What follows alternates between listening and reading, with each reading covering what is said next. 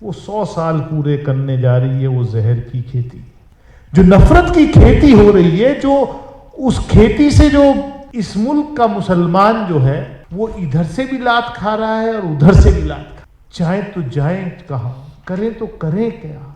हिंदू मुसलमान क्या होता है, मतलब कहां है, किधर ले गई है इस मुल्क को, मुझे समझ में नहीं है। इस सब का इलाज सियासत से, और ये बात हकीकत है, जो लोग आवाज उठाते हैं वो टारगेट पे रहते हैं। हमने 5 साल हाउस में रहे तो हम टारगेट पे थे, सारी फोर्सेस लग गई सबको, prime minister, chief minister 5-5 meeting करी 14 दिन के अंदर। योगी जी ने मेरी कॉन्स्टिट्यूंसी में with in span of 14 days. हमारी ताकत, जितना जुल्म हमारे ऊपर हो रहा है उससे ज्यादा हम बार बार खड़े होंगे हैं और आगे भी खड़े होंगे। इकट्ठा हुए हैं, मैं तो सल्यूट करता हूं अपूर्व आनंद जी जैसे लोगों को, शबनम हाशमी जैसी बहन को, तीस्ता जैसी बहन को, कि ये लोग इंस्पाइट ऑफ ऑल ऑड्स कि चट्टान की तरह, हर्षवर्धन जी जैसे लोगों को, कि ये लोग चट्टान की तरह खड़े रहे इस दौरान और आज भी खड़े। मैं तीस्ता जी की उस बात से 100% सहमति व्यक्त करता हूं कि बहुत कुछ करने को हो, सिर्फ हमें जो सामने से हमारे राजनीतिक दुश्मन हैं वो तो दिख रहे हैं, लेकिन जहां पर हम हैं, जहां हम सियासत कर रहे हैं, वहां पर भी बहुत सारे रिफॉर्म तो हो चुके हैं, बहुत सारी गंदगियों को राहुल गांधी ने साफ किया है, बहुत बड़ा बीड़ा उठाया है उन्होंने, लेकिन अभी जो कुछ बाकी है उनका भी जो है इंतजाम मुझे उम्मीद है कि हो जाएगा। मैं सिर्फ इतना ही कहूंगा कि समस्या देश में बहुत गंभीर है।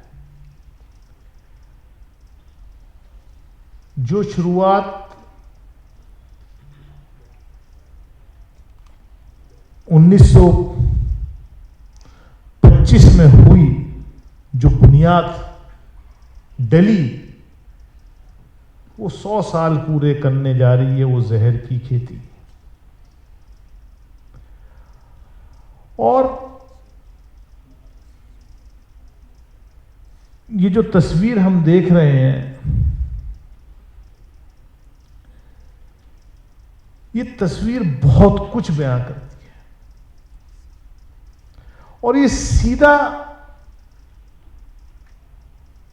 इसका मैसेज ये है कि जो भी उनकी उस सोच, उस विचारधारा के खिलाफ आवाज उठाएगा तो उसका इलाज ये बुलडोजर है। लेकिन मैं कहना चाहता हूं इस मंच के माध्यम से कि अभी इस देश में बहुत लोग ऐसे हैं जो अपने अस्तित्व को दांव पर लगा करके उनकी इस विचारधारा से लड़े हैं और आगे भी लड़ते रहेंगे। मैं क्योंकि एक राजनीतिक व्यक्ति होने के नाते मैं इतना कह सकता हूं कि पिछले 5 साल में जब लोकसभा में रहा तो ऐसा माहौल रहता था कि साहब जब आते थे तो समझिए कि बस, और चंद आवाजें थी, मुझे फक्र है इस बात का कि एक आवाज उसमें से हम भी थे जो कभी 5 साल के कार्यकाल में कभी अपनी आवाज कमजोर नहीं होने दी हमने। मैं अभी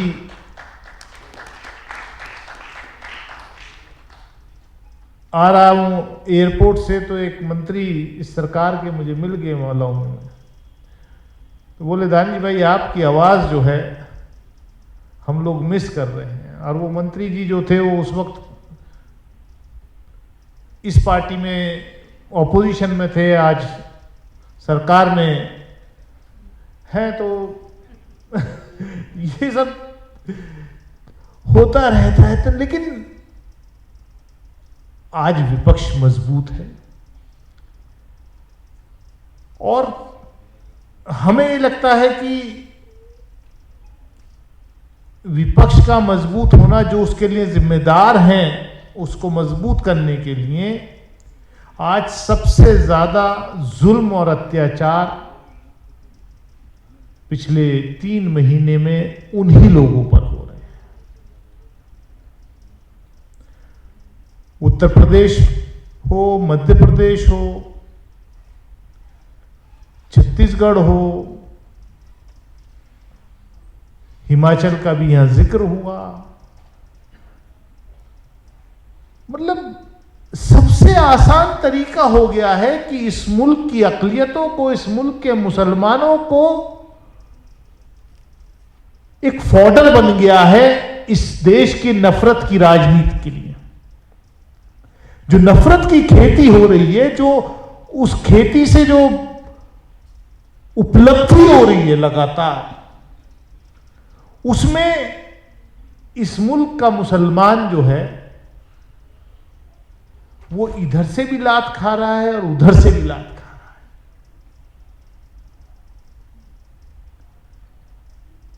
चाहे तो जाए कहां, करें तो करें क्या।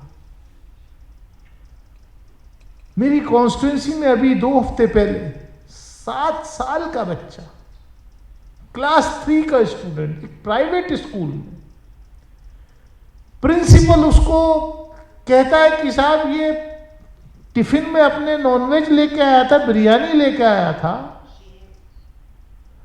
और वो कहता है साहब मैं नॉनवेज नहीं, मैं तो सोयाबीन की बिरयानी लेके आया। वो अपने को डिफेंड कर रहा है। आप देखिए हालात कहां होंगे। और मैं इस बात को कहता हूं कि इस देश में मेरे ख्याल से almost 70% population is non-vegetarian population. We are only 14%. और हालात ये हो गई है कि आज बच्चों को भी एक्सपेल किया जा रहा है स्कूल से और कोई कार्रवाई नहीं हुई। हाँ, इतना जरूर हुआ कि उस प्राइवेट स्कूल के जो मैनेजर, प्रबंधक थे, मालिक थे, उन्होंने जाकर के बीजेपी का पट्टा, मेंबरशिप ले ली। सबसे आसान तरीका हो गया है। साथियों, मैं तो इतना ही कहूंगा कि हम लोगों को हार नहीं माननी है। और अभी विलियम साहब बोल रहे थे, ये मुल्क सबका है और हम जिस माहौल में पले बड़े हैं, ये कभी सोच नहीं सकते थे हम कि हिंदू मुसलमान होता क्या है। मैं जिस स्कूल में पढ़ा, अकेला मुसलमान था अपनी क्लास में, मेरे सारे दोस्त हिंदू थे। आज मैं भी एयरपोर्ट से हूं, अपने बेटे को 12th किया उसने, वो यूके गया स्टडी करने के लिए। आज अगर शबनम जी का वो नहीं होता तो मैंने कहा था आज मेरा आना संभव नहीं है। उसकी माँ जो है वो रो रही है अकेले छोड़ के, जब बच्चे को आते, वो भी अपने दोस्त के साथ, उसका हिंदू दोस्त है मेरे बच्चे का, उसके फादर के साथ मैंने भेजा। मुझे लग ही नहीं रहा कि मेरे बेटे के दोस्त के साथ फादर गए हैं तो समझिए मैं गया हूं। हिंदू मुसलमान क्या होता है, मतलब कहां है, किधर ले गई है इस मुल्क को, मुझे समझ में नहीं है। लेकिन राजनीतिक इच्छा शक्ति की भी बहुत जरूरत है। इस सब का इलाज सियासत से है और ये बात हकीकत है, जो लोग आवाज उठाते हैं वो टारगेट पे रहते हैं। 30 एग्जाम्पल हैं यहां पर बैठी हैं हमारे सामने। हमने 5 साल हाउस में रहे तो हम टारगेट पे थे, सारी फोर्सेस लग गई सबको।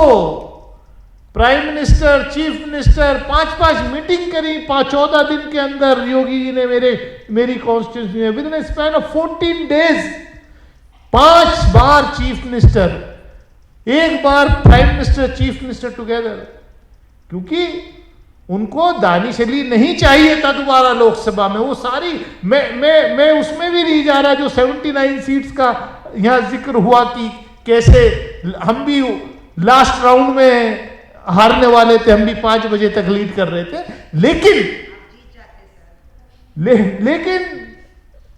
क्या है कि हम लोगों को अपने हौसले कमजोर नहीं करने हैं। मैं इतना ही कहूंगा कि हमारी ताकत, जितना जुल्म हमारे ऊपर हो रहा है उससे ज्यादा हम बार बार खड़े होंगे हैं और आगे भी खड़े होंगे इंशाअल्लाह। जीत इस देश में गांधी की विचारधारा की जीत होगी और हम लोग जीत करके रहेंगे, इन नफरतों को हरा करके रहेंगे। इन्हीं अल्फाजों के साथ मैं अपनी बात खत्म करता हूं। बहुत बहुत नेशनल दस्तक की आपसे गुजारिश है कि अगर इसको बचाना चाहते हैं तो नेशनल दस्तक को सब्सक्राइब करने के लिए रेड कलर के सब्सक्राइब बटन को दबाएं, फिर बेल आइकन की घंटी दबाएं। नेशनल दस्तक को बचाने के लिए बहुत जरूरी है कि हर खबर को शेयर करें, लाइक करें, कमेंट जरूर करें।